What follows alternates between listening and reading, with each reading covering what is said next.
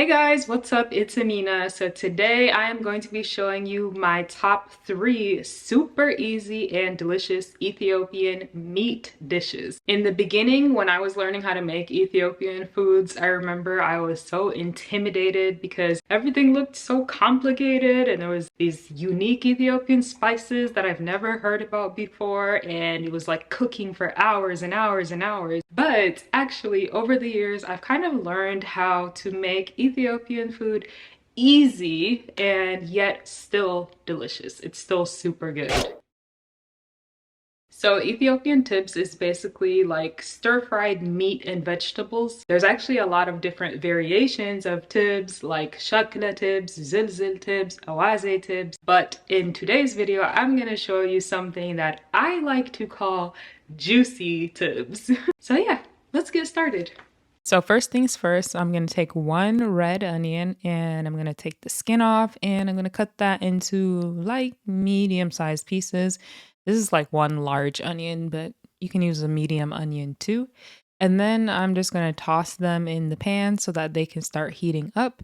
And in the meantime, I'm going to start cutting my meat. The meat that I love to use the most for TIBBS is actually beef bone-in chuck roast. So I do get my meat directly from a farmer, so it's nice and fresh, super clean, pasture raised, like no grains, no corn, no soy, like no antibiotics, no hormones.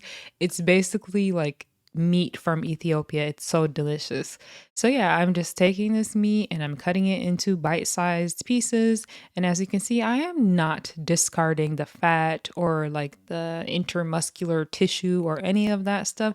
That is really healthy for you to eat, so don't get rid of that stuff. So yeah, I just cut this up into small pieces, and then even that bone at the end, I'm gonna save that for making bone broth, which is so delicious to drink as soup. And look at that, look at how delicious this meat looks. Man, I kind of want to eat it raw.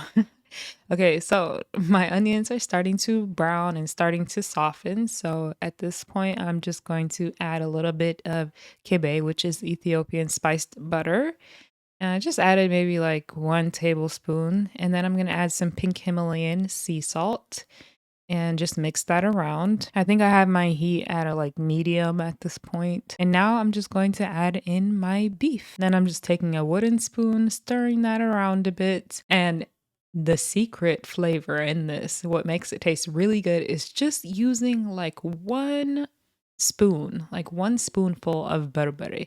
Not too much because I don't want this to be spicy. I just want that like extra flavor profile. Mix it really good together and then let that cook. And I cut up 1 tomato off camera, my bad. So I just let that cook for a couple more minutes until the onions are like softened and the meat is nice and tender. And then I'm just going to add some pink Himalayan sea salt to taste. Now you can see my meat is nice and cooked. You can see those juices are really starting to come out the meat. This is what makes it juicy TIBBS and makes it so freaking delicious. It looks like I'm using a whole bunch of salt, but I promise I am not. Now I'm just going to add my tomato and let that cook for a few minutes. And then I'm going to grab my injera plate. Literally fits the injera perfectly. And I'm going to place my TIBBS right on top, get some of that juice on there. I told you guys it's called juicy TIBBS for a reason. That juice is actually really delicious when it soaks into the injera. It's so good. On the side there is some dorowat sauce. Okay, that's something different, but so this is how I make my TIBBS. Super fast, super easy, so delicious. The only other things traditionally that they would add is rosemary and jalapenos. So yeah, you can add that if you want, but you don't have to. Even if you just make it like this, it's good. It's actually so good. Okay, so this next one I'm super excited for. Ethiopian DULET is in my top 3 because of how healthy it is for you. So DULET is made up of a lot of organ meat. So you have beef, you have tripe, and you have liver. And tripe, for those of you guys that don't know, is basically stomach. I think it's a really good way for someone who's never had organ meats before. I keep like literally pointing to my organs. I think it's a really good way for someone who's never had organ meat before to taste it, because organ meat is kind of, you know, if you're not used to it.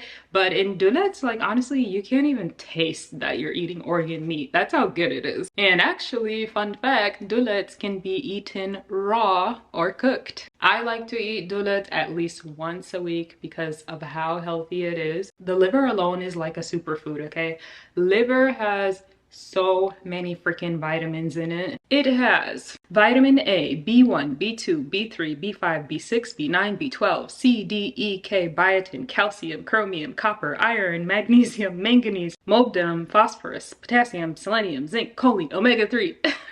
It's a superfood. So yeah, enough of my ramble, and let me show you guys how I make a super easy and quick version of DULET.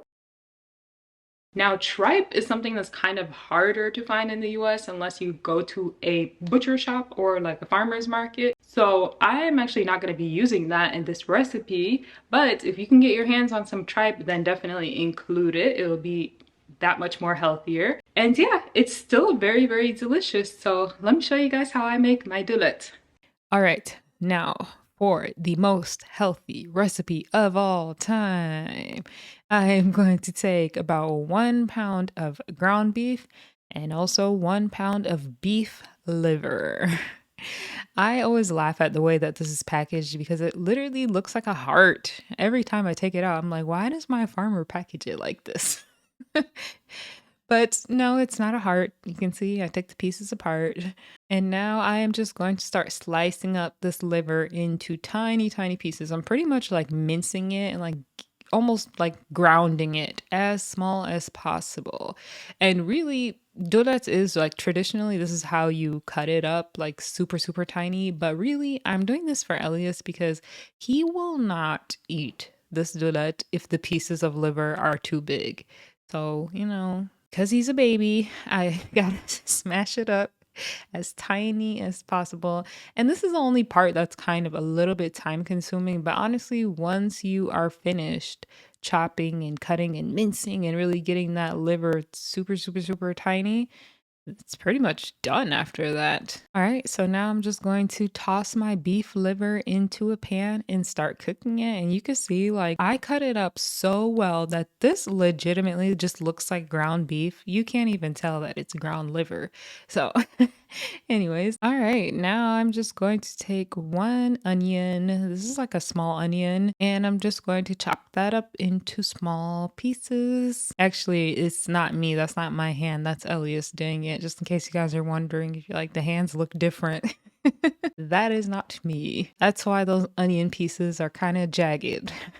Just kidding. All right, so then I'm gonna use my tool that I got from Amazon. This like it grounds up beef so well and makes it like super super fine. So I really like that. Now I'm just gonna add my ground beef to this, and this is kind of what really makes the liver palatable, I'll say. Because most people, if you're not used to eating liver, you don't like it in the beginning and it has a weird texture. So the ground beef will definitely hide it. So now I'm just going to take some garlic, just a couple pieces of garlic, put it in my garlic chopper and get that nice and minced. Then I just add my garlic to my DULET mixture and I'm just going to continue to cook that. Now this is the secret ingredient, mitmita. So mitmita is like an Ethiopian spicy powder. And then I'm also going to add some kibe, which is Ethiopian spiced butter. Mitmita is like an Ethiopian spicy powder, like hot sauce, but in a powder form.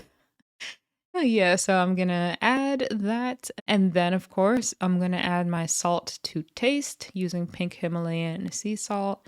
And you guys, I'm pretty much done.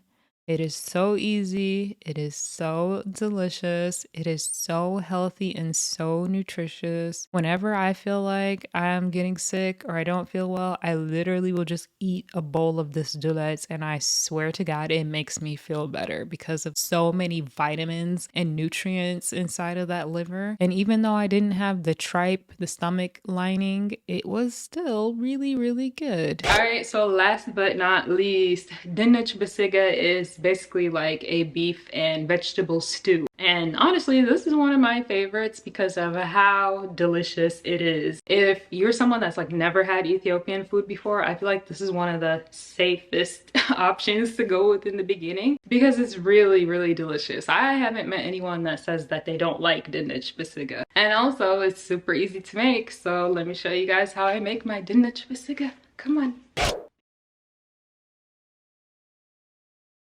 All right, so for the third and final super easy recipe, we're gonna take 3 onions, and these are really large onions. So actually you could just use 2 onions, and I'm gonna pass that through my onion chopper because nobody likes to cut onions. So I'm just cutting them into like smaller pieces to make it easier for me to use the onion chopper. Now, of course, I got this from Amazon, so I'm just gonna add a couple of pieces at a time, and I'm just gonna twist that handle, and that's how it cuts the onion, makes it nice and small. And then I'm just gonna add the onion to the pan.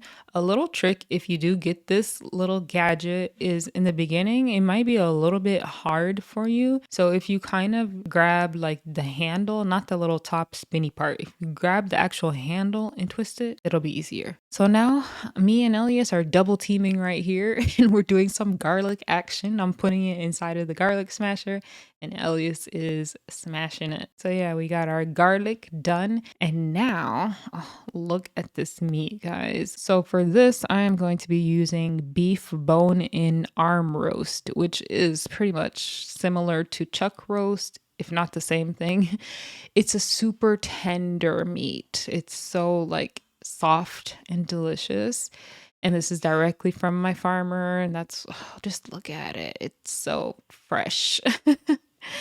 So yeah, anyways, I'm just gonna like take a little bit more than half of that and I'm gonna start cutting this up into about bite-sized pieces. You can see that nice marbleization inside of the fat and the intermuscular tissue like I was telling you guys about. All of that stuff and collagen is really, really good for you to eat. So once again, do not cut off those white pieces. They are so healthy. I used to do that before because I was an idiot. I'm literally like cutting off the healthiest parts. Anyways, continue to cut those into like bite-sized pieces. So look at how this looks. Yum, yum, yum. And that piece to the side with the bone in it, oh my gosh, I'm gonna throw that in the oven and have it like as a steak. It's gonna be so good. All right, back to the onions. I'm gonna add my avocado oil now after the onions have cooked and kind of like dried a bit. That's when I add my oil. The oil goes in and I'm also gonna add berbere, which is the Ethiopian red spice. Whenever you add berbere, you always want to add some sort of oil with it because it will kind of like get stuck to the bottom of the pan. Like it needs some sort of liquid. All right, now the potatoes. It looks like I'm using a lot of potatoes, but my potatoes are super tiny, okay? Sometimes when you buy organic stuff, you get really tiny potatoes. So yeah, now I'm just gonna cut those into bite-sized pieces again and throw them in my pan. And don't worry guys, I am going to wash it because I know it's like, looks like those are dirty. It's because I wash it after I cut it. The same with the meat. See, I have to show it. If I don't show it on camera, people will literally think that I'm not washing my meat or veggies, and that's not true. So now I have my trio just set up and ready to go. I got my beef, I got my potatoes, got my garlic, just waiting for that. And now I can start adding. My beef goes first. And I'm just going to mix that in really, really well, cover it and let that cook. And at this point, I realized that my pot was a little too small. So I switched over to a larger pot and I'm just going to transfer the food in there. There we go. That's perfect because I still got to add potatoes and water. So yeah, now I'm just going to add some pink Himalayan sea salt and mix that up. Then I'm gonna add my garlic, mix that up and let that cook for a bit. And then, yum, you can see that when the meat starts cooking, it kind of releases all of that juice, which makes it so delicious. And then at the end, you are going to add your potatoes and some more pink Himalayan or just salt. And then you're gonna add water and don't mess this part up. Be careful with the water. You just wanna add enough water to barely cover up everything. don't add too much, otherwise you will end up with a soup, and that isn't good. I made that mistake once. So yeah, then you're gonna let your potatoes cook for 10 minutes until they're tender all the way through, but not mushy. Be careful. I mean, you could still eat it, but I just don't like mushy potatoes. So I kind of stop my cooking my potatoes just a little bit before they're all the way done, and then it'll be perfect. Yep. So last step is I'm gonna add my TIBBS Ethiopian butter. And now let's look at this beautiful result. Getting my injera plate as usual. And so I'm eating this today with DULET. And there you go. There is the DINICH SIGA. Super easy to make and super delicious. I feel like if you're not used to Ethiopian food, DINICH SIGA is probably one of the easiest things to eat, I'll say. Oh, so here's a treat for you guys. As an addition, Elias wanted to share his contribution to the kitchen when I cook, which is making a smoothie. So he uses some banana, some strawberries, some blackberries, some raspberries, and some ice.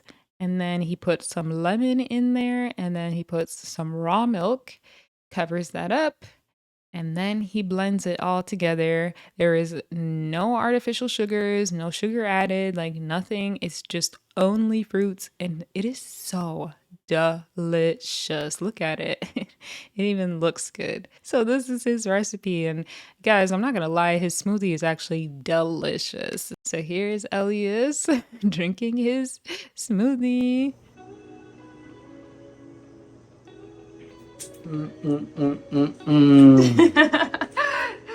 And the sambusa, Ethiopian style.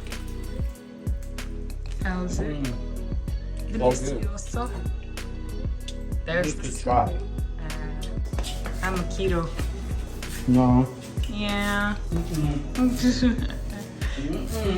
So those are my top 3 super easy Ethiopian meat dishes that are very, very delicious. Please give them a try out and let me know how you like it. If you guys like these kind of cooking videos, then give me a thumbs up and I'll be sure to make more. So yeah, that's it for this video. Hopefully you guys enjoyed it, and I will see you in my next video. Bye. Ciao. Super easy and delicious Ethiopian meat dishes. Stop laughing at me, babe. And I'm done. The bushy, you laughing at me? Also, get out of my face. The fruit fly. The bushy.